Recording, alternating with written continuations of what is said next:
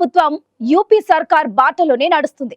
మాదక ద్రవ్యాల మాఫియాపై ఉక్కుపాదం మోపేందుకు ఆ ప్రభుత్వం బుల్డోజర్తో చర్యలు తీసుకుంటుంది.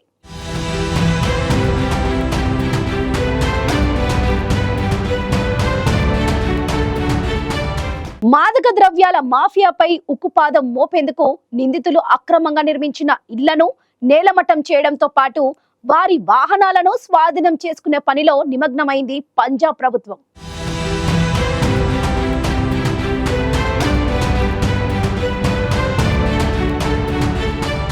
దేశంలోని పలు రాష్ట్రాల్లో వివిధ కేసుల్లో నిందితులుగా ఉన్న వారి ఆస్తులు ధ్వంసం చేసేందుకు బుల్డోజర్ను ప్రయోగించిన ఘటనలపై ఇటీవల కాలంలో పెద్ద ఎత్తున చర్చ జరిగింది.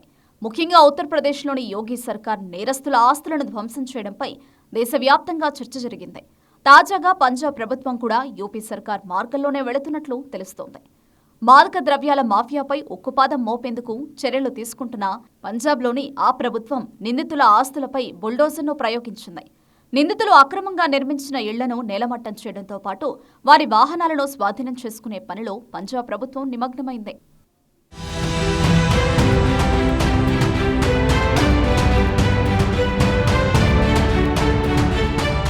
తాల్వాండి గ్రామానికి చెందిన సోను అనే వ్యక్తి గత 3 ఏళ్లుగా డ్రగ్స్ మాఫియాలో క్రియాశీలకంగా వ్యవహరిస్తున్నాడు. ఇతడిపై 6 ఎఫ్ఐఆర్లు నమోదయ్యాయి. దీంతో చర్యలకు ఉపక్రమించిన పంజాబ్ పోలీసులు అక్రమంగా నిర్మించిన సోను ఇంటిని నేలమట్టం చేశారు. లుధియానాకు చెందిన రాహుల్ హన్స్ కూడా డ్రగ్స్ స్మగ్లింగ్ కేసులో ఇటీవల అరెస్ట్ అయ్యాడు. ఇతడి విలాసవంతమైన భవంతిని కూడా అధికారులు కూల్చివేశారు. ఈ చర్యలపై పోలీసు ఉన్నతాధికారులు స్పందిస్తూ మాదక ద్రవ్యాలను విక్రయించగా వచ్చిన సొమ్ముతోనే ఈ ఇళ్లను నిర్మించినట్లు గుర్తించామన్నారు. వారి వాహనాలను కూడా సీజ్ చేస్తామని చెప్పారు. కేవలం లుధియానా కమిషనరేట్ పరిధిలోనే దాదాపు 78 మంది డ్రగ్స్ పెడ్లర్లను గుర్తించామని, రానున్న రోజుల్లో వారికి ఇటువంటి చర్యలు తప్పవని పోలీసులు హెచ్చరించారు.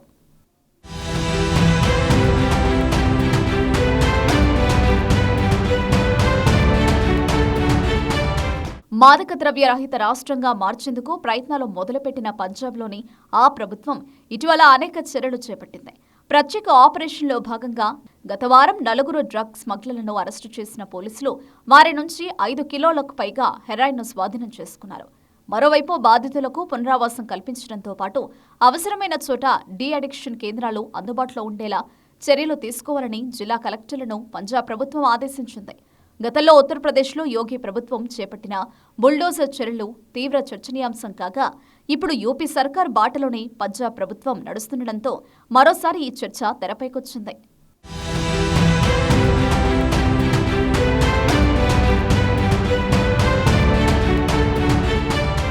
పంజాబ్లో అధికారంలో ఉన్న ఆ ప్రభుత్వం సైతం బుల్డోజర్ న్యాయం బాట పట్టింది. మాదక ద్రవ్యాల మాఫియాపై ఉక్కుపాదం మోపేందుకు ఆప్ సర్కార్ నిందితుల ఇళ్లపై బుల్డోజర్ను ప్రయోగిస్తోంది. డ్రగ్స్ మాఫియాకు చెందిన వారి వాహనాలను కూడా పోలీసులు స్వాధీనం చేసుకుంటున్నారు.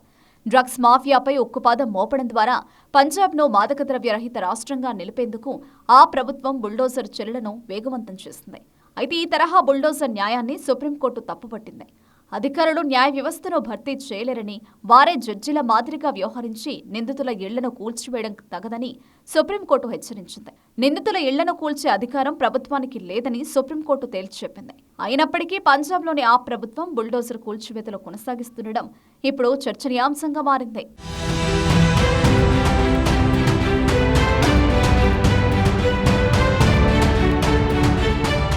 నిందితుల ఇళ్లను కూల్చివేసే అధికారం ప్రభుత్వాలకు లేదని ఇప్పటికే సుప్రీంకోర్టు తేల్చి చెప్పింది. అంతేకాదు, దేశవ్యాప్తంగా బుల్డోజర్ యాక్షన్ కు మార్గదర్శకాలు జారీ చేసింది. అయినప్పటికీ పంజాబ్లోని ఆ ప్రభుత్వం బుల్డోజర్ కూల్చివేతలు కొనసాగిస్తుండటం హాట్ టాపిక్ గా మారింది.